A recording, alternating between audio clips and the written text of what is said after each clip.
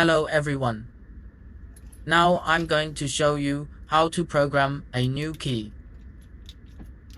This vehicle is a 2012 Dodge Ram 1500 pickup truck.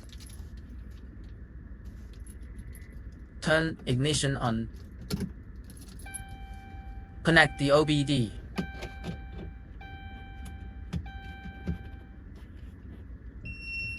You will hear a beep.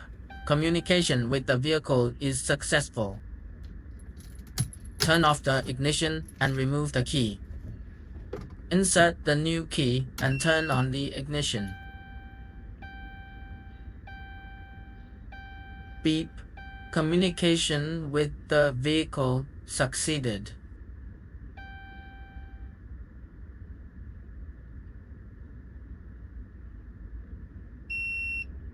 Another long beep. Programming is successful. Attempt to start the vehicle.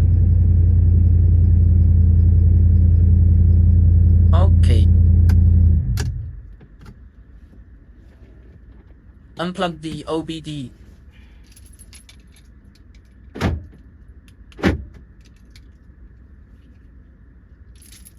Programming completed perfectly.